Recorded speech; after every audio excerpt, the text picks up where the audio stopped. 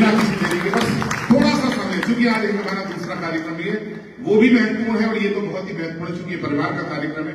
हमारी कोशिश होगी कि आज जो समय मिला इसमें 2020 मिनिमम 10 वाला मैच खेलना चाहेंगे। डीपीएस संस्थान अपने आप में बहुत महत्वपूर्ण है। श्री एसपी लाल जी, आरती मैम, हमारे प्रिंसिपल सचदेवा साहब, नीलम जी, सभी को शुभकामनाएं देता हूं। और प्रीति मैडम कहा जिन्हें चेक दिया गया था, कहा वो सम्मानित हो रही थी, प्रीति मैम से मैंने कहा था। प्रीति जी किधर चली गई? कैश कराने चली गई क्या? इनकैश कर, अच्छा। इन्होंने सबसे चेक लिया अपने हाथ में, इन्होंने एकदम छीन लिया, इन्हें लगा कि वापस ना हो जाए। एक बार इनके लिए तालियां दे दीजिए, टीचर ऐसा ही होना चाहिए। तो मैंने कहा आपका नाम तो मैं लूंगा, क्योंकि बाकी सबको प्रेजेंट किया कि इन्होंने ग्रहण किया था छीन कर। टीचर ऐसा ही होना चाहिए। बिना किसी देरी के बहुत कम समय है, लेकिन एक बात कहना चाहता हूं, मां सरस्वती के साथ हम हैं और मां सरस्वती के माध्यम से ही आप बच्चों को शिक्षा दे रहे हैं। आप सब केवल 4 मिसरे सुन लीजिए कि न जाने कब कहां कैसे वो भावों को जगाती है। वो मन दर्पण में कविता के सुमन खुद ही खिलाती है। भला इंसान की हस्ती ही क्या है, वो लिखे कुछ भी वही गीता रचाती है, वही मानव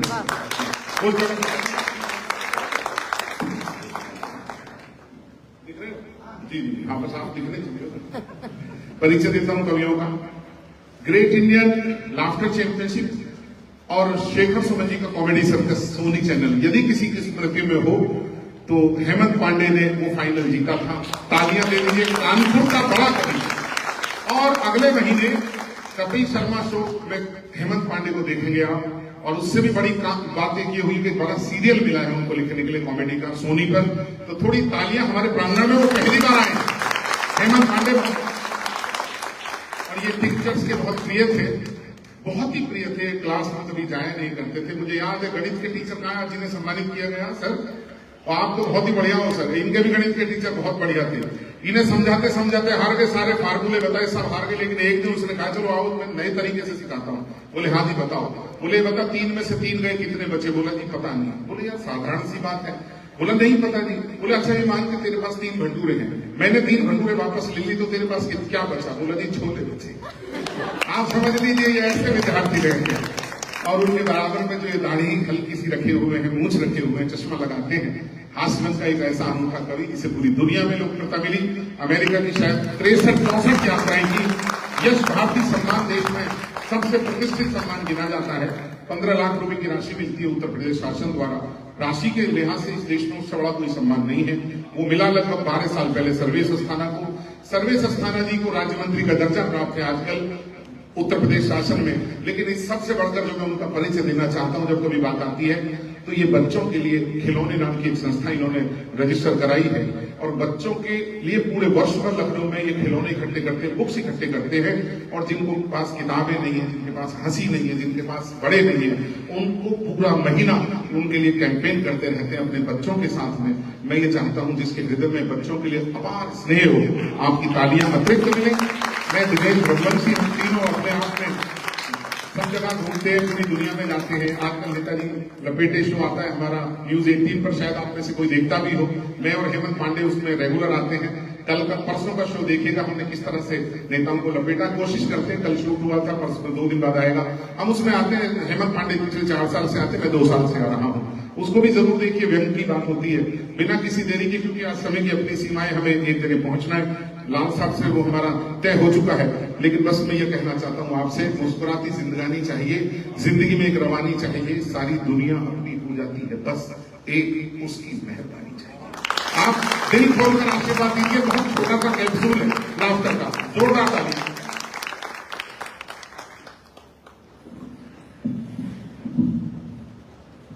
मां सरस्वती को प्रणाम करता हूं, आप सभी लोगों को प्रणाम करता हूं।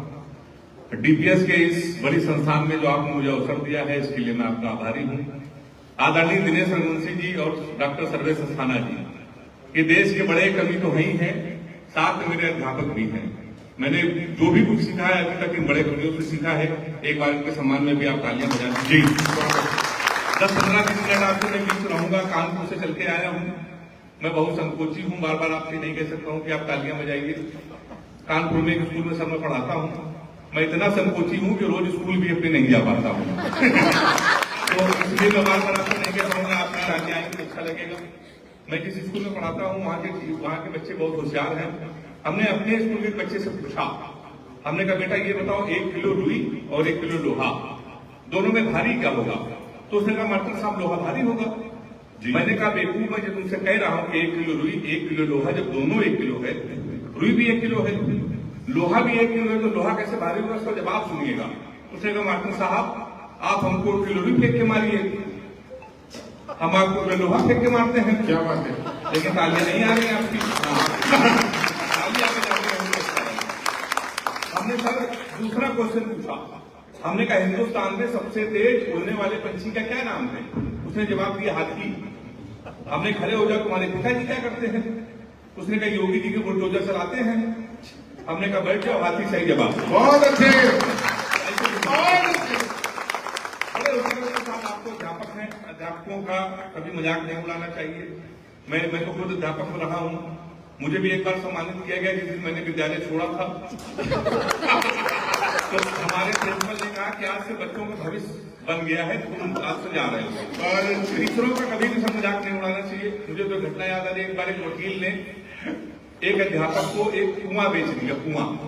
2 दिन बाद वकील गया अध्यापक के पास, कहने लगा मास्टर साहब हमने तो आपको कुआं बेचा है, इसका पानी नहीं बेचा है, इसका पैसा आपको अतिरिक्त देना पड़ेगा। अब मास्टर तो मास्टर, उसने वकील साहब हम आपका इंतजार कर रहे थे, इस पानी की हमको जरूरत भी नहीं है, इसको आप तुरंत निकाल लीजिए, नहीं तो कल से इसका किराया चालू हो जाएगा। तो आप समझ लीजिए मैं तो सर कानपुर में रहता हूँ। कानपुर के लोग सबसे विचित्र हैं, पूरी दुनिया में आप कहीं जाइए, हरियाणा के लोग हैं आप तो जाते ही हैं, आप पूरी दुनिया में कहीं जाइए, कभी हमारे शहर आइए कानपुर, आपको लगेगा इतने विचित्र लोग, इतने अद्भुत लोग केवल कानपुर में ही रहते हैं। आप कभी बनारस जाइए, रेलवे स्टेशन पर उतरिए, वहां लिखा रहता है बनारस का पान आपका स्वागत करता है, लिखा रहता है ना सर।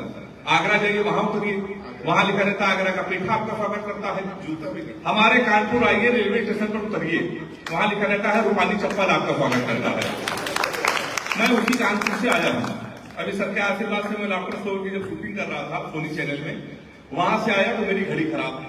मैंने जीवन का सबसे बड़ा पाप ये किया कि कानपुर वाले से टाइम पूछ लिया। हमने कहा भैया टाइम क्या हो रहा है? तुमसे कहने लगा ऐसा बोलो तुरंत यहाँ से निकल लो, टाइम बहुत खराब है। और हमारे मुंह बिल्कुल में लगने नहीं तो तुम्हारा टाइम भी खराब हो जाएगा। तो हमने कहा भाई टाइम ना बता दो, ये बता दो तुम्हारा मूड क्यों खराब है, उसका जवाब सुनिएगा और सारे लोग ताली बजाइएगा। हमने कहा तुम्हारा मूड क्यों खराब है? उसने कहा भाई साहब एक लड़की से फिर हमने इतना कहा कि बड़ी कमजोर है, कुछ खाया कर, वो हमारा 50,000 रुपए खा गई। तुम साले हमारे मुंह लगे हुए हो। बेटा भाग्यवान तेरे 50,000 रुपए का बट लाल साहब से पूछो हमारे क्या लगे। हमारे मुंह बिल्कुल में लगा। तुमने कहा ऐसा क्या है? कहने का एक कारण और भैया, इसलिए हम बहुत अपसेट। हमने कहा क्या हो गया? कहने का हुआ कुछ नहीं, एक लड़की के चक्कर में हम 5 साल से लगे थे। हम समझते थे हमसे प्यार करती है, मुझसे प्यार करते हैं, हम उसको दुनिया की सबसे मर्यादित सबसे संस्कारित लड़की समझते हैं। तो इसमें हुआ क्या? कहीं हुआ कुछ नहीं, हमारे नगर निगम का चुनाव चल रहा है, उसको मिल गई है पार्षद की टिकट, पूरे शहर में होल्डिंग लगी है, युवा दिलों की धड़कन पुष्पा पाल। लोग तो नारा लगा रहे हैं, मोहर मारो तान के पुष्पा को पहचान के। कलेक्टर का कान में नारा लगा रहा है, हाथ उठा के ताली बजाना, लैया बड़ी करा दी है, पुष्पा पाल हमारी है। तो साहब मैं उसी उत्तर प्रदेश से आया हूँ। इतने अद्भुत लोग आपको कहीं नहीं मिलेंगे। देखिए हमारी टीचर्स बैठी हैं, आपको प्रणाम करता हूँ। हमारी जो पत्नी है वो भी अध्यापिका है, उनको कभी सम्मेलन में हम ले जाते हैं, उनको चारों धाम की हमने कई धामों की यात्रा करें। सर उनके साथ मैं कभी शॉपिंग नहीं करता हूँ। और जितने भी पुरुष हैं मैं हाथ जोड़ के आपसे निवेदन करता हूँ, अपनी पत्नियों के साथ आप लोग हर जगह जाइए, शॉपिंग कभी मत करना, जीवन भर रोएंगे। मैं रो रहा हूँ। मैं तो धनेश रघुवंशी जी के आशीर्वाद से कहीं इस चैनल, कहीं उस चैनल, कहीं मुंबई, कहीं विदेश, मैं लौट कर 1 महीने पहले जब घर गया तो हमारी पत्नी का रोज कभी सम्मेलन में रहते हो, लाफ्टर शो में रहते हो, तो मैं कुछ कपड़े दिला लेना। हमने कहा दिला लो। हमारे कानपुर में शॉपिंग मॉल, उसमें हमको ले गई। उसने दुकान वाले को बोला भैया इनको कुछ कपड़े दिखा दो, कुछ शर्ट दिखाओ। 10-12 शर्ट लेके आया अपनी पत्नी से, इनको पसंद करो। हमारी पत्नी ने हमसे पूछा कि नीली वाली शर्ट कैसी है। अब आप लोग अपने सीने पर हाथ रख के कसम खाइए, आप चाहे प्रिंसिपल हो जाए, विधायक हो जाए, मंत्री हो जाए, अगर आपकी पत्नी आपसे कोई चीज पूछ ले कैसी है तो आपको हमें हम मिलानी पड़ेगी, डर के मारेगी। तो हमसे कहने लगी नीली वाली शर्ट कैसी है? हमने कहा नीली वाली अच्छी है। कहने लगी थोड़ी बड़ी है। हमने कहा थोड़ी बड़ी है। कहने लगी बड़ी है तो आगे काम आएगी। तो हमने कहा काम आएगी। कहने लगी 2 ले ले, हमने कहा 2 ले लो। कहने लगी 2 ज्यादा हो जाएगी, हमने कहा ज्यादा हो जाएगी। कहने लगी लेकिन अगले साल काम आएगी, तो हमने कहा अगले साल काम आएगी। कहने लगी तुम्हारे ऊपर जचेगी लाल वाली, हमने कहा लाल वाली जचेगी। कहने तुम सबसे अच्छे नीली वाली में लोगे, हमने कहा नीली वाली में सबसे अच्छी लगेंगे। कहने पीली वाली पहन लोगे तो सबसे स्मार्ट लोगोगे, हीरो लोगोगे, हमने कहा पीली वाली पहन लेंगे तो हम सबसे अच्छे लगेंगे। तो उसने कहा छोड़ो लाल वाली ले लेते हैं, हमने कहा लाल वाली ले लेते हैं। कहले हरी वाली का कोई जवाब नहीं, हमने कहा हरी वाली का कोई जवाब नहीं, कि तुमको पसंद है, हमने कहा पसंद है। उसने कहा भाई हरी वाली शर्ट इनको पसंद है, पैक कर दो। हरी वाली शर्ट हम पैक करा के आए और पहली धुलाई में हरी वाली ने कलर छोड़ दिया। बेलन लेके हमारे पास आई, कहने लगी 3 घंटे से कह रही थी लाल वाली ले लो। ताली सारे लोग लगाई, हाथ नहीं लगा।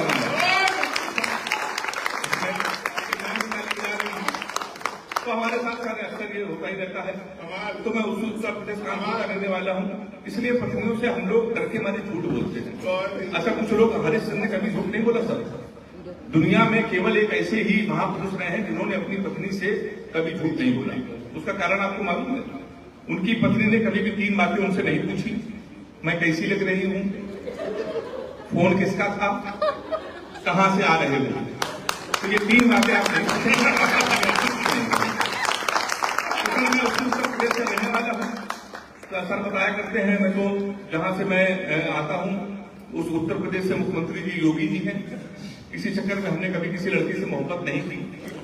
जब योगी जी की सरकार नहीं थी तो 15 प्रेमिकाएं थी।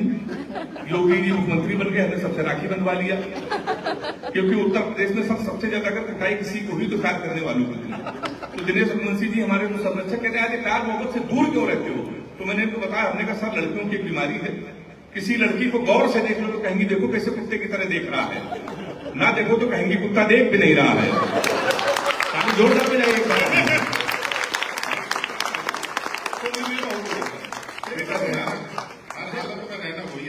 आपको कहिए आप हमारे आदर्श हैं। तो मैं बहुत दूर रहता हूँ, तो सर मुझसे कहते हैं आप क्यों दूर रहते हो। तो मैं इसको बताता हूँ, मैंने लड़कियों पर बड़ा ऑब्जर्वेशन किया है, इनसे कोई क्वेश्चन पूछ लो तो इतना उठपटांग जवाब देती है। हमने एक लड़की से पूछा, हमने कहा तुम्हारा फेवरेट कलर क्या है, कल लड़की स्टूपिड कहेंगे, कोई मेच्योर क्वेश्चन नहीं पूछ सकते। तो मैम हमने पूछा, हमने कहा 0.8 मिलीलीटर सल्फ्यूरिक एसिड को न्यूट्राइज करने के लिए कितने मोल बाइकार्बोनेट की जरूरत पड़ेगी। तब उसने बताया हमारा फेवरेट कलर पिंक है। तो मैं बहुत दूर रहता हूँ, थोड़ा अच्छा लगा हो तो एक बार तालियां प्लीज, सभी का हाथ, जिनके हाथ तालियां उनका प्लीज। बहुत अच्छा रहा। हमारे सर्वेश्वर ने कह रहे नाम में कुछ नहीं रखा, हिम्मत नाम में कुछ नहीं रखा। सर्वेश्वर बिल्कुल सही कह रहे हैं, नाम में कुछ नहीं रखा है। मुस्कान नाम था उसका, तो हमारा नुकसान करके चली गई। फिर हम रोशनी नाम की लड़की में शिफ्ट हुए, 2.5 साल उसने भी हमको अंधेरे में रखा। लोग सही कहते नाम कुछ नहीं रखा। लड़कियों को देखिए, ये अपने बॉयफ्रेंड का ना मोबाइल में सेव करती है, my honey baby, my sweetheart, my जानू, माई डार्लिंग। बेचारे लड़कों को देखिए, ये लड़कियों का ना मोबाइल में सेव करते हैं पप्पू हलवाई, आसिफ लंबर, मुन्ना हवलदार। ताली बजाइए हाथ उठा के जोरदार। अभी तो मैं सर के आशीर्वाद से दुबई गया, तो जब मैं दुबई गया तो हमारी वाली को पता चला था, हमारी वाली सर इसलिए कर रहा हूँ कि आपको भ्रम रहे कोई है। उसने हमको फोन किया, कह हमने सुना है तुम दुबई में हो। तो हमने कहा सही सुना है। कह हमारे लिए काम करना है, सोने की चैन ले आना। तो हमने कहा किस खुशी में। कह एक तो दुबई में सोना सस्ता है और जीवन भर में तुमको याद करती रहूंगी। तो हमने कहा पगली चैन नहीं लाएंगे फिर भी याद करती रहूंगी। उसने पूछा कैसे। हमने कहा सोचो कि हरामखोर से पहली बार कुछ लाने को कहा था कि वहां से भी खाली हाथ चला आया है। तो साहब इसी चक्कर में कोई नहीं सीखता है। और गुरु जी मैंने जो सबक ले लिया है, आप सारे लोग ले लीजिए, अपनी प्रेमिका को कभी भी रुलाना नहीं चाहिए, क्योंकि 7-8 हरामखोर उसका आंसू पूछने के लिए हमेशा तैयार रहते हैं। मैं बहुत रहता हूँ। और हमारी हालत तक ये हो गई है, हमारी हालत ये हो गई है, 4 पंक्तियां पढ़ रहा हूँ, चौथी पंक्ति में आप सारे लोग ताली बजाना कि एक एक प्रेमिका को बांट कर ले गए, जो नहीं माना उसे डांट कर ले गए, जिस पेड़ पे बांधा था मोहब्बत का धागा, नगर निगम वाले उसे भी काट कर ले गए।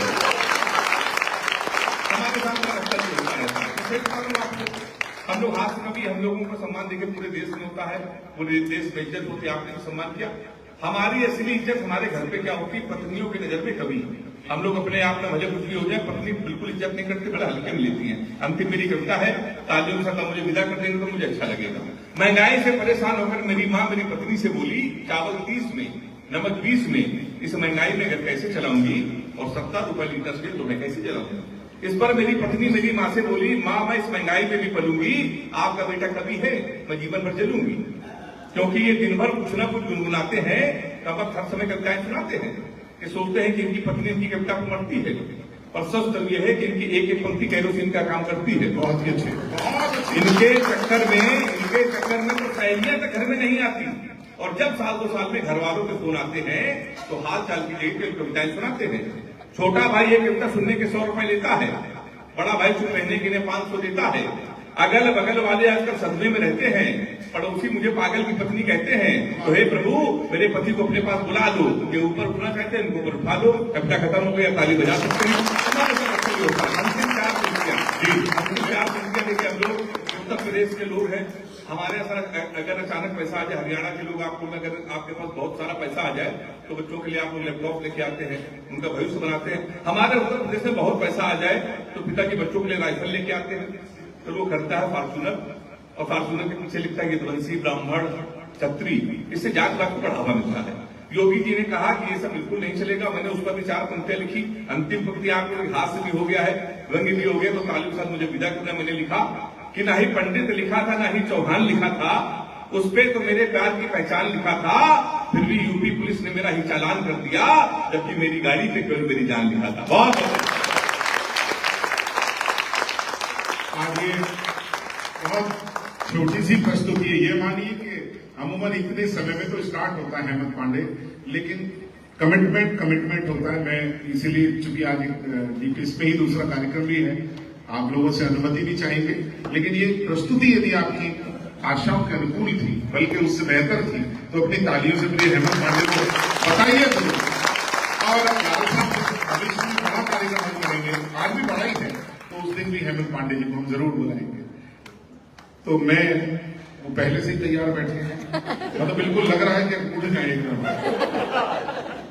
मंत्री है ना, बिल्कुल ऐसे रहते, पता नहीं कहाँ झंडी फहराने का मौका मिल जाए, झंडा फहराने का मौका मिल जाए। लेकिन हंसी का बादशाह, व्यंग का राजा, और पूरी दुनिया को खुशियां बांटने का जिसने काम किया, जिसने अपने घर का नाम रखा मुस्कान। आप ये सोचिए, हम सबका लाडला कवि, देश के कोई चैनल पर आज ऐसा नहीं जहां प्रस्तुति ना दी हो। पिछले दिनों दुबई गए तो 7 लाख लोगों ने 15 मिनट में वायरल कर दिया। आज तक पर, साहित्य आज तक पर एक वीडियो सर्वेश अस्थाना का मुझे लगता नहीं 45-50 लाख से ज्यादा क्रॉस कर गया था। तो लोकप्रियता के तमाम मापदंड जिन्होंने तय किए, उनके सम्मान में मेरी ही पंक्तियां उन्हें पूरा देश को करता। लेकिन सुन लीजिए कि धूल जैसे कदम से मिलती है जिंदगी, रोज हमसे मिलती है। ये बताया घने अंधेरों ने रोशनी अपने दम से मिलती है। आज दुनिया में ऐसे कितने हैं जिनको शोहरत कलम से शोहरत हासिल करने वाले मेरे भाई मुझे बहुत आदर करते हैं। मेरा यही सम्मान है। मैं चाहता हूँ एक बार सर्वेश भाई के लिए दोनों हाथ उठाकर तालियां जरूर दीजिए, हमारा लाजवाब जवाब। सर्वेश लाल सर, आपको पिताजी सर और कॉपी टू ऑल। मैं जब से सम्मान हुआ है तब से मैं वही सोच रहा हूँ, वो 2 टीचर्स अंदर ही अंदर बहुत जल रहे होंगे जिनको एक ही लिफाफे में 2 हिस्से मिले।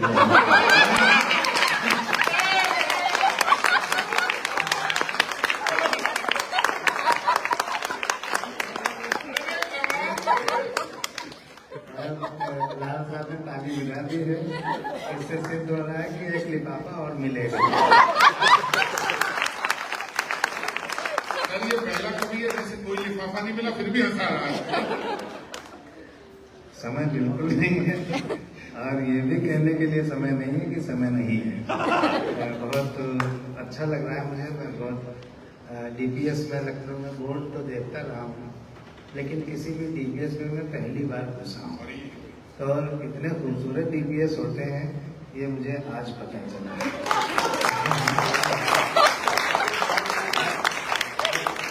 और ऐसी प्रिंसिपल जो हफ्ते भर व्रत रखती हैं मैं तो बहुत आश्चर्यचकित हूँ। आपने अपना लिफाफा डोनेट कर दिया तो मजबूरन में सर को भी करना पड़ा।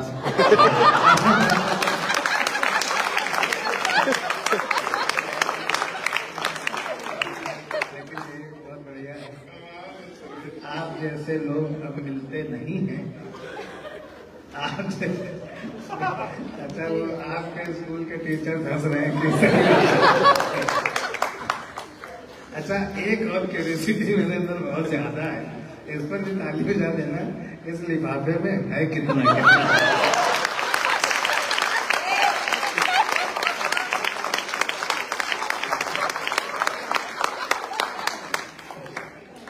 आप जैसे लोग अब मिलते नहीं हैं।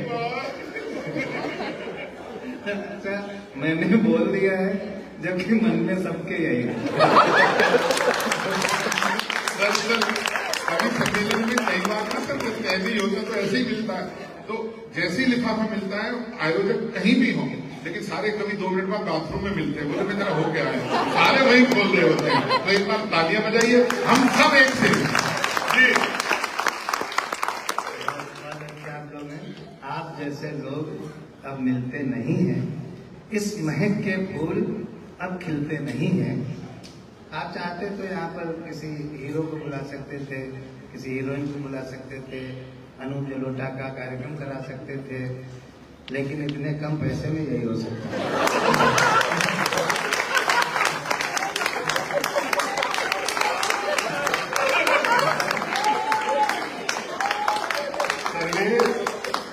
ये अकेला संस्थान है जहाँ पर हिम्मत भी नहीं है कि हम कुछ कहें।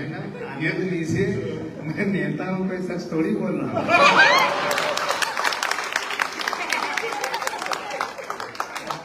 आप जैसे लोग अब मिलते नहीं हैं, इस महक के फूल अब खिलते नहीं हैं। आप चलकर आ गए हैं, शुक्रिया, लोग तो भूकंप में हिलते नहीं। मुझे याद आता है कि मेरे पड़ोस में एक सिंह साहब थे, वो एक स्कूल में टीचर थे।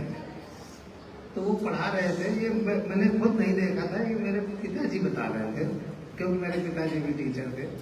तो बता रहे थे, सिंह साहब पढ़ा रहे थे कि गंगा गंगोत्री से निकलकर कानपुर में समाप्त हो जाती है। गंगा गंगोत्री से निकलकर कानपुर में समाप्त हो जाती है। तो स्कूल के चेयरमैन वहां से गुजरे, उन्होंने देखा टीचर तो ये पढ़ा रहे हैं कि गंगा गंगोत्री से निकलकर कानपुर में। तो उन्होंने कहा कि ये सिंह साहब आप क्या पढ़ा रहे हैं? बोले सर माफ कीजिएगा, 15,000 रुपए में कानपुर तक ही लाऊंगा।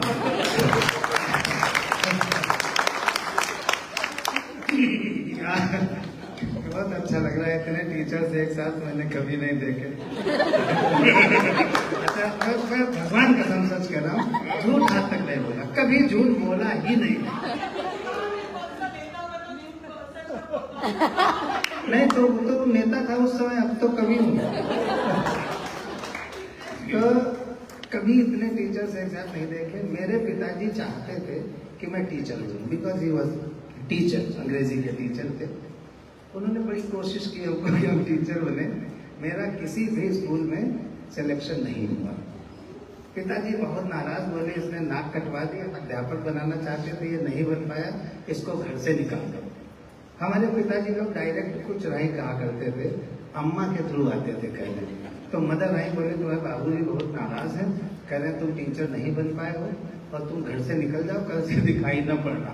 फिर उनकी ममता जगी, बोले ऐसा करो, जाओ पिताजी के पैर पकड़ लो, हो सकता माफ कर दें, क्योंकि बाप तो तुम्हारे ही है। तो हम गए, हमने पिताजी के पैर पकड़े, हमने कहा पिताजी माफ कर दीजिए, मैं इन सारे टीचर्स, सारे प्रिंसिपल से ऊपर उठकर दिखाऊंगा। आज मैं ऊपर खड़ा हूँ, सब नीचे बैठे।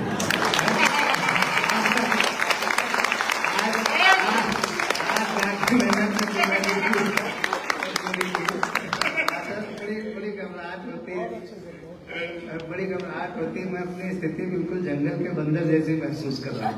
वो तारीफ नहीं ये कर रहे हैं, अच्छा उतनी तारीफ के लायक अगर हम होते हैं तो खुशी होती, नहीं होते तो घबराहट होती।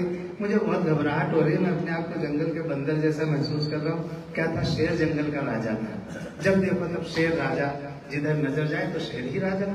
जंगल वाले ऊब गए, बोले यार एक ही शासन है, एक ही सत्ता है, मोनोटोनी हो गई है, बदलाव करो। बोले क्या बदलाव करो? बोले राजा बदलो। किसको राजा बनाए? बोले जो खूब एक्टिव हो उसको राजा बनाओ। तो बंदर को जंगल का राजा बना दिया गया, जैसे आज हमारे बड़े भैया संचालक बनाएंगे। तो बंदर बंदर जंगल के रात महल में रहने लगा। 20-25 दिन बाद एक बकरी रोती आई, बोली राजा साहब शेर ने हमारे बच्चे को पकड़ लिया, आप चलो बचाओ चल के। बंदर बोला हाँ हाँ क्यों नहीं, चलते हैं बचाएंगे। बंदर पहुंचा, देखा शेर बच्चे को दबाए पेड़ के नीचे बैठा है। बंदर दौड़ा, लपक के पेड़ पे चढ़ गया, एक डाल से कूदा, दूसरी पे, तीसरी पे, चौथी पे, पांचवी पे, छठी पे, सातवीं पे। तो बकरी और जोर जोर से रोने लगी, बोली जल्दी बचाइए नहीं तो शेर बच्चे को खा जाएगा। अब बंदर का जवाब और हिंदुस्तान की पॉलिटिक्स और डीपीएस की तालियां, जल्दी बताइए नहीं तो कभी भी आप सैलरी पहले नहीं देते हैं, मैंने बस पढ़ा लेते हैं तब देते हैं।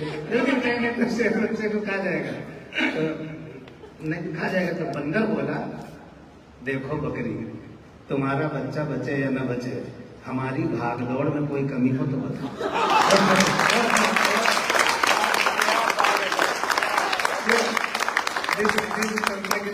दिनेश भैया ने इशारा किया है, हम सबके बहुत आदरणीय हैं दिनेश भाई साहब। ये तो मंच पर हम मजाक कर लेते हैं, नहीं तो मेरी हिम्मत नहीं है कि मैं इनके सामने बोल सकूं कुछ भी। ये तो मंच पर आकर के हमें अभिनय करना पड़ता है कि हम इनके ऊपर मजाक कर लेते हैं, हालांकि ये मैं झूठ बोल रहा हूँ। जिस कविता की तरफ मैं क्लीन शेव रहा करता था, हालांकि मैं खुद को आज भी हैंडसम समझता हूँ, लेकिन तब मैं क्यूट टाइप का हैंडसम था, क्लीन शेव ब्यूटीफुल टाइप का हैंडसम। तो क्या था सब कुछ ठीक था, लेकिन मेरी शादी नहीं तय हो पा रही थी। कोई ससुर आता ही नहीं था, कोई ससुर नहीं आता था। अच्छा मैं लड़की भी नहीं था कि किसी के साथ भाग जाता, जहाँ माँ बाप मानते वहीं बनना पड़ता। कोई ससुर आता नहीं था। एक ससुर आया, पिताजी ने और हमको देखा और वापस चल दिया। पिताजी ने कहा क्यों जा रहे हैं? बोला इससे कौन शादी करेगा, ये तो बच्चा है। मुझे बहुत बुरा लगा, मैंने पूरी दाढ़ी रख ली। दूसरा आया, वो भी चल दिया। पिताजी ने कहा आप क्यों जा रहे हैं? बोले इससे कौन शादी करेगा, ये तो गुंडा है। तब मैंने मध्य मार्ग मध्य मार्ग, फिर भी कोई प्रपोजल नहीं है। एक दिन लखनऊ में कवि सम्मेलन था, दिनेश भी आए हुए थे, दोपहर के खाने पे बैठे हुए। पिताजी मुंह लटकाए बैठे, इन्होंने कहा पापा ताऊ जी क्या बात है, आप दुखी क्यों हैं? बोले किसी तरह सर्वेश की भी शादी हो जाती तो हम गंगा नहा लेते। अच्छा हमारे उत्तर भारत में कोई अच्छा या बुरा काम जो कंप्लीट होता है तो गंगा नहाई जाती है। मैं ये नहीं समझ पा रहा था पिताजी मेरी शादी को अच्छा काम समझ रहे थे कि बुरा। तो इन्होंने सलाह दी कि ऐसा करो आप कि सर्वेश का एक मैट्रिमोनियल विज्ञापन निकलवा दीजिए, हो सकता है कोई पार्टी फंस जाए। तो मेरा मैट्रिमोनियल एडवर्टीजमेंट निकाला गया, उसमें मेरी उम्र 28 साल छपनी चाहिए थी, लेकिन वो गलती से 82 साल छप गया, 28-82 छप गया। अब हम निश्चिंत हो गए कि अब मेरी शादी नहीं हो पाएगी, कुंवारा ही रहना पड़ेगा। चूंकि अटल जी के शहर लखनऊ से हूँ, इसलिए हो सकता है भारत का प्रधानमंत्री भी बनना पड़ जाएगा।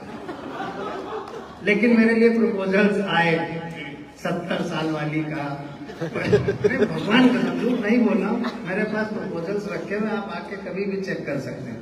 तो 70 साल वाली का, 72 साल वाली का, 75 साल वाली का, 78 साल वाली का। तो मैंने अपने पिताजी की तरफ देखा, उनकी उम्र 80 साल थी।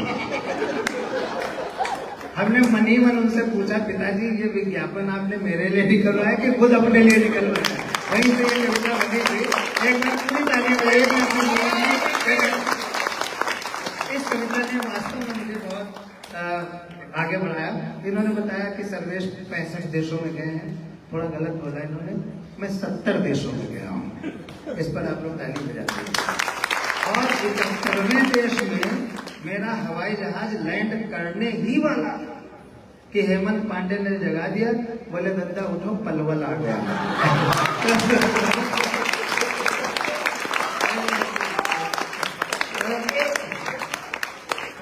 पिताजी को हमारी शादी का ख्याल आया। ये सच बात है कि हम लोगों को 1-1.5 घंटा अकेले चाहिए होता है आनंद करने के लिए, लेकिन आज ये कैप्सूल कोर्स हम करा रहे हैं आपको, उसके बाद फिर पूरा बड़ा लंबा कोर्स कराएंगे कभी आकर के। पिताजी को हमारी शादी का ख्याल आया, इसलिए उन्होंने हमारा वैवाहिक विज्ञापन निकलवाया, लेकिन अखबार ने मेरे बारे में पता नहीं क्या नापा, मेरा वर्णन खरीद बिक्री वाले कॉलम में छापा। बहुत अच्छी कविता है। मेरा वर्णन खरीद बिक्री वाले कॉलम में छापा। शायद अखबार मेरे अस्तित्व के मामले में कुछ धोखा खा गया। 20 साल पहले कैसा रहा होगा, शायद अखबार मेरे अस्तित्व के मामले में कुछ धोखा खा गया, इसीलिए तो मेरा वर्णन निविदा सूचना के बिकाऊ माल में आ गया। अब निविदा आप लोग नहीं जानते हैं क्योंकि आप लोग डीपीएस के टीचर हैं। निविदा को हिंदी में टेंडर नोटिस कहते हैं। इस पर भी नहीं ऐसे, ये लोग क्या करेंगे हैं? हिंदी में टेंडर नोटिस कहते हैं, समझ गए ना? हिंदी में टेंडर नोटिस कहते हैं।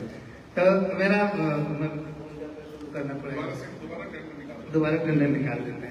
लेकिन अखबार ने मेरे बारे में पता नहीं क्या नापा, मेरा वर्णन खरीद बिक्री वाले कॉलम में छापा।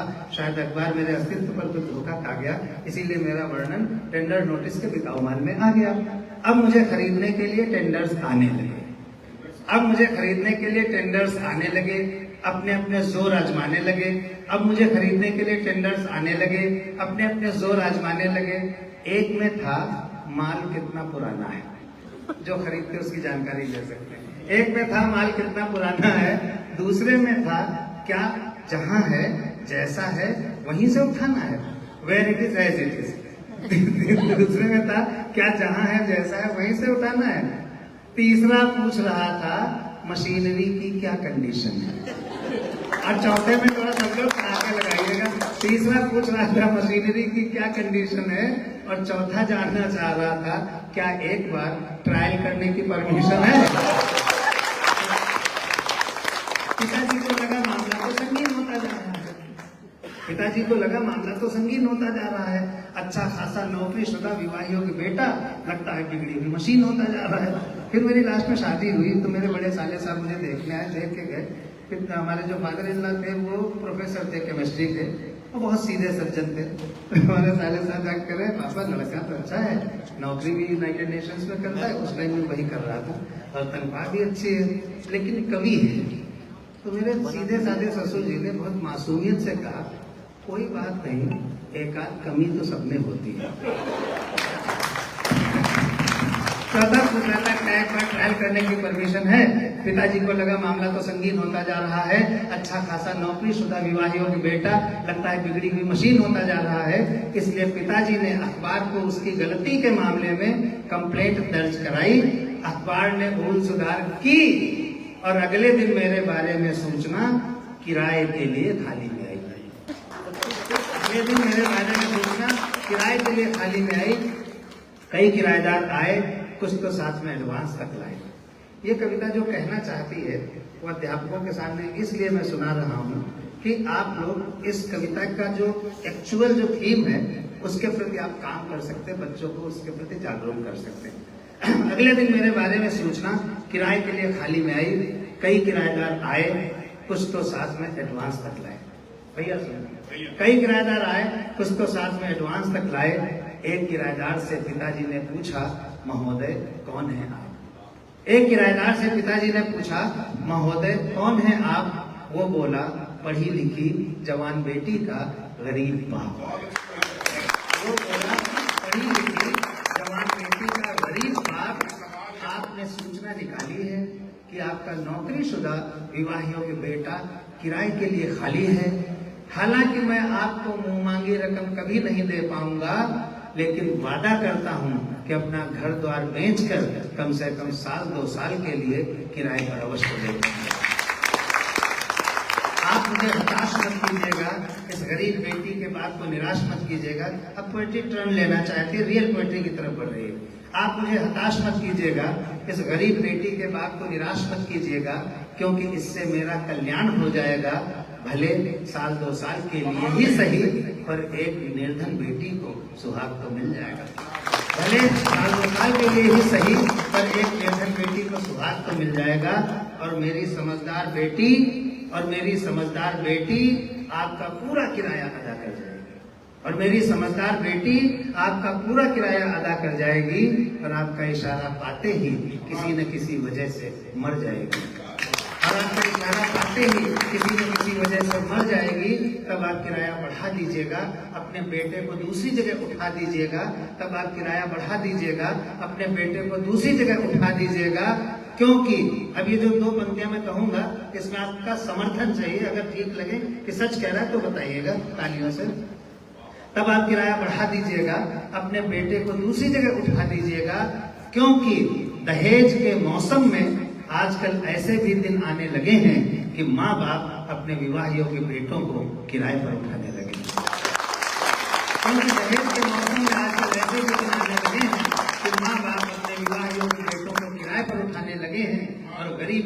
कि बेटियां इसी तरह अपनी गरीबी का प्रायश्चित करती रहती हैं, इसीलिए तो शादी के बाद बहुत जल्द किसी न किसी वजह से मरती रहती हैं। तो भाइयों बहनों, मैं जो आपको हंसता, मुस्कुराता, खिलखिलाता स्माइल मैन दिख रहा हूँ, मुझे सब स्माइल मैन कहते हैं, मस्त रहता हूँ। तो भाइयों बहनों, ये जो मैं हंसता, मुस्कुराता, खिलखिलाता स्माइल मैन दिख रहा हूँ, असलियत ये है कि मैं एक दहेज लोभी बाप का बेटा हूँ और हर साल किराए पर बिक रहा हूँ, हर साल किराए पर। आपको मेरी कविता कैसी लगी? एक बार तालियों से बताइए।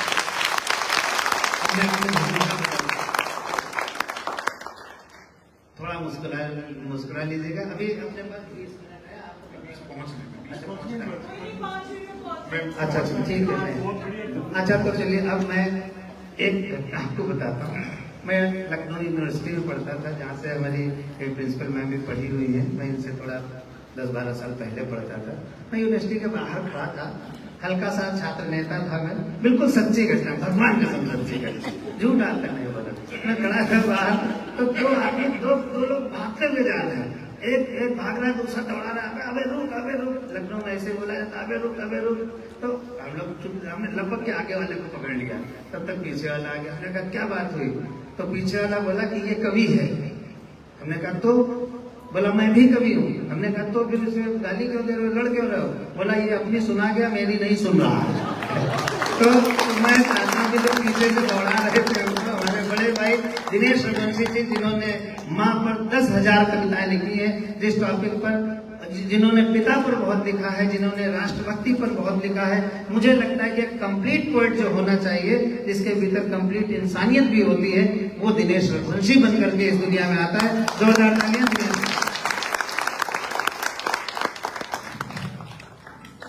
समय की कमी है। 9 बजे हम आ गए थे और 11 बजे डीपीएस शुरू हो जाएगा। हमारे 3 लोग पहुंच गए। लेकिन ये पूछना चाहता हूँ, ये कार्यक्रम कैसा लगा? ये लगातार तो मोबाइल चला रही आपने देखा। जब यहाँ बैठे थोड़ी देर बैठ गए, दरअसल मोबाइल ने हमसे बहुत कुछ छीन भी लिया है। ऐसा नहीं कुछ दिया है, छीन ज्यादा लिया है। मैं भी अचानक मैं और मेरी वाइफ अभी हम सोच रहे थे कि हम रात को 3 बजे नींद आने लगी हमें। भले ही सुबह 8 बजे उठे, लेकिन 3 बजे से पहले नींद नहीं आती। तो मोबाइल हमसे थोड़ा सा दूर रहना चाहिए, और आपको बिल्कुल ही दूर रखो मोबाइल। प्लीज, मैं वैसे ही बोल रहा हूँ, आपकी तो हम तो 60 साल के हो गए, इसलिए बोल रहे हैं। लेकिन एसपी लाल सर, मैं मानती जी, सचदेवा साहब, नीलम जी, सभी लोगों ने बहुत अप्रिशिएट किया मेरे दोनों साथी कवियों को। समय की कमी की वजह से मैं चाहता हूँ बस 5 मिनट अपनी बारी खेल लूँ, चूंकि मैं भी 5 मिनट अपनी बानगी रख सकता हूँ। तो बिना 4 मिसरे पहले लाल सर के लिए आज मैं बिल्कुल मंच से हटके पढ़ूंगा। सर इजाजत है? अमूमन जो पढ़ता हूँ उससे हटके पढ़ूंगा, ठीक है? सुन लीजिए।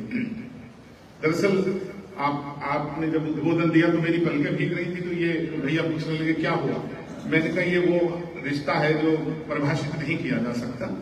इतना बड़ा व्यक्ति, इतने बड़े संस्थान का प्रमुख, और मुझे हर जगह किसी भी मुख्य अतिथि से भी ज्यादा बड़ा सम्मान दे, तो मैं उसके लिए सभी शिक्षकों के सामने हाथ जोड़कर ये कहता हूं कि आप मेरे तमाम आशीर्वाद, और ईश्वर आपको बहुत यश दे, प्रतिष्ठा दे। बस यही मेरा आज आशीर्वाद है। सुनिएगा 4 मिसरे आपके लिए। अहमद सर्वेश भैया। जो रिश्ते प्यार से सींचे सदा लहलाएंगे। आवाज आ रही है? तालियां उठनी चाहिए सुनने के बाद। कि जो रिश्ते प्यार से सींचे सदा लहलाएंगे, दुखों में रोएंगे मिलकर, सुखों में मुस्कुराएंगे। नीचे तक के लोगों जीवन कर देना इसको। जो रिश्ते प्यार से सींचे सदा वो लहलाएंगे, दुखों में रोएंगे मिलकर, सुखों में मुस्कुराएंगे। मेरे जोड़े हुए पैसे भले ना काम आए, पर मेरे जोड़े हुए रिश्ते तो मेरे काम आएंगे। एक मुक्तक सुनाता हूं, मैंने पूरी जिंदगी में कभी नहीं पढ़ा। ये भी आज आपके लिए। और आरती जी, मैं शायद पहले दिन से ही मुझे लगा ये मेरी छोटी बहन है, इतना प्योर जिनका दिल है। तो एक 4 मिसरे पढ़ता हूँ, सुनना, और आज आशीर्वाद के लिए देना चाहता हूँ। स्वागत। पहली बार सुनाऊंगा। वाह। न होते आंख में मोती तो फिर कुछ भी नहीं होता। मेरी पलकों पे नमी थी, पहली बार पढ़ रहा हूं, सुनना। न होते आंख में मोती तो फिर कुछ भी नहीं होता, नजर कुछ ख्वाब ना होती तो फिर कुछ भी नहीं होता। पूरा सभागार उठाना, पहली बार पढ़ता हूं। न होते आंख में मोती तो फिर कुछ भी नहीं होता, नजर कुछ ख्वाब ना होती तो फिर कुछ भी नहीं होता। मैं अक्सर सोचता रहता हूं मेरी जिंदगानी में तेरी आवाज न होती तो फिर कुछ भी नहीं। जिनके हाथ मत में अगले पुस्तक पर रोकना। तेरी अब इसे महबूब समझकर सुनिए, भाई समझकर सुनिए, ईश्वर समझकर सुनिए, जहां चाहे वहां ले जाए। कविता कई मायने में कई दूर तक पहुंचती है। सुनिए 4 पंक्ति, पहली बार सर्वेश भैया। तेरी आवाज सुनकर दिल ही दिल में मुस्कुराता हूं, तेरी आवाज ना आए तो पल में टूट जाता हूं। सुनिए, एहसास दिया है मैंने। तेरी आवाज सुनकर सांस, तेरी आवाज सुनकर दिल ही दिल में मुस्कुराता हूं, तेरी आवाज न आए तो पल में टूट जाता हूं। तेरी आवाज ये मेरी किसी दिन जान ले लेगी। एक पंक्ति पर पूरा सदन मोहब्बतें देते।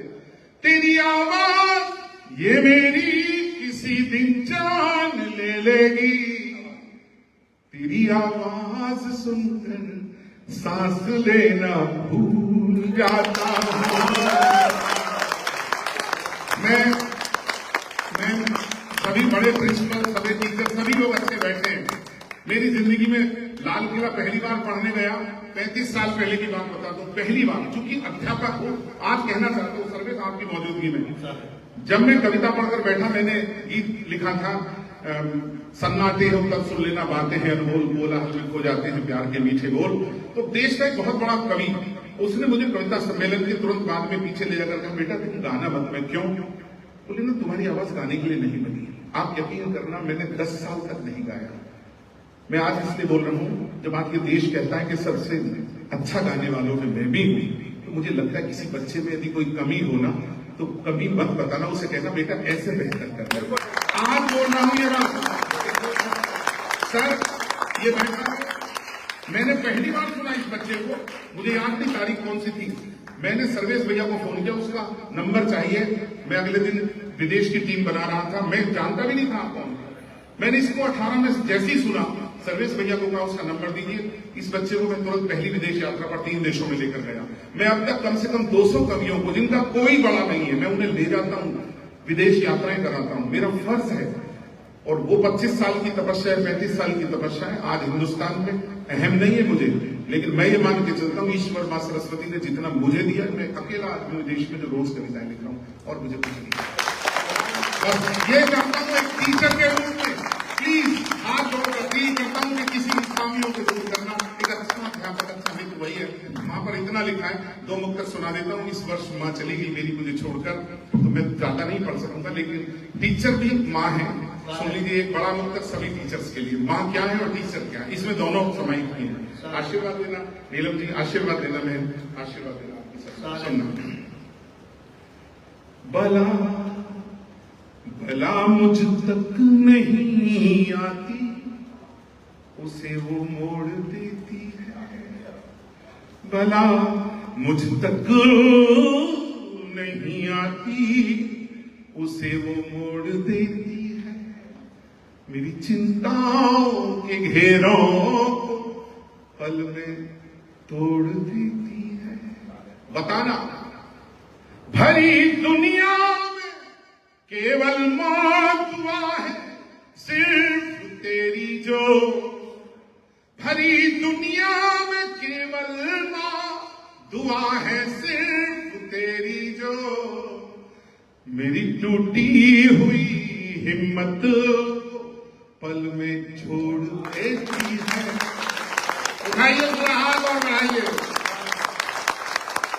भरी दुनिया में केवल दुआ है सिर्फ तेरी जो, मेरी टूटी हुई हिम्मत को पल में छोड़ देती है। मुक्तक सुनिए और आशीर्वाद देना जो मैंने सबसे अच्छा लिखा होगा हजारों हजार मुक्तकों में। हमारे वास्ते सपना सलोना बन गई अम्मा। अद्भुत है भाई। सबको प्रणाम, आपको विशेष प्रणाम, आप इतना अच्छा सुन रहे हैं सर। हमारे वास्ते सपना सलोना बन गई अम्मा, जमीन पर लेट कर अक्सर बिछौना बन गई अम्मा, रुला देती है अब भी याद उन बचपन के मेलों की, खिलौने दे न पाई तो खिलौना बन गई अम्मा। पता नहीं बड़ा क्या है छोटा क्या है। मेरी माँ जिस दिन गई थी 4 मिसरे लिखे थे, अंतिम 4 मिसरे मामा मामी मौसी, ये रिश्ते भूल। बेटा 2 मिनट बस आवाज नहीं करो, 2 मिनट सुन लो पहले। ये जो रिश्ते हैं खत्म होते जा रहे हैं, ये मामा मौसी चाचा ताऊ खत्म हो गए, हम अपने आप में सिमट कर रह गए। एक बुक तक मैंने लिखा, मेरी मदर आईसीयू में थी, लाल साहब आए थे देखने और त्योहार का दिन था, लेकिन मेरे 3 मामा जब माँ से मिले, तीनों बहुत बड़े हैं, माँ से बड़े थे, और माँ ने बेहोशी में मेरे बड़े मामा का हाथ जब पकड़ा तो मुझे लगा मेरी माँ कुछ कहना चाहती है जाते हुए। मैं जब हजारों लिख चुका मुक्तक, तो ये मुक्तक आधा मिनट में लिखा मैंने, और विदा कर दीजिए इस बार। और आपसे भी सुनना चाहता हूं, अच्छा बोल रहे थे आप, तो मैं दिल से बोल रहा हूं, बहुत बहुत अच्छे शब्द, बहुत अच्छे थे आपके, दिल से बोल रहा हूं। इनके लिए एक बार तालियां दीजिए, बहुत अच्छा सुनिए। और आप सबसे भी विदाई की तालियां हैं। घंटों सुना सकते हैं प्रेम प्रेम के गीत, कितने सुनाए, जिंदगी रिश्ते प्यार गांव, हजारों हजार चीजें। लेकिन आपसे एक बात कहना चाहता हूं कि मिलते हैं पर मिल के बात नहीं करते, करते हैं तो दिल से बात नहीं करते। पहले वक्त नहीं था बच्चों की खातिर, वक्त मिला बच्चे बात नहीं करते। बस विदा कर दीजिए तो बोल रहा हूं, बड़ी चीज सुनिएगा। यूं ही चलता रहे ये जिंदगानी सफर भैया, यूं ही चलता रहे ये जिंदगानी का सफर भैया, कलाई सूनी मत रखना कभी त्योहार पर भैया। विदा कर रहे हैं आप 2 पंक्तियों के साथ, अपनी तालियों से विदा कर देना। इस कार्यक्रम की सफलता का श्रेय आपके मन को, आप जिस सच्चे मन से बैठे, हम अच्छा प्रदर्शन कर सके, बस ये भाव है। सुनिएगा। यूं ही चलता रहे जिंदगानी का सफर भैया, कलाई सूनी मत रखना कभी त्योहार पर भैया, महकता ही रहे रिश्तों का ये आंगन दुआ है बस, महकता ही रहे रिश्तों का ये आंगन दुआ है बस, यूं ही आते सदा रहना मेरे बच्चों के घर भैया। आपको प्रणाम, थैंक यू। इस प्यार के लिए सर शब्द नहीं है। यूं ही आते सदा रहना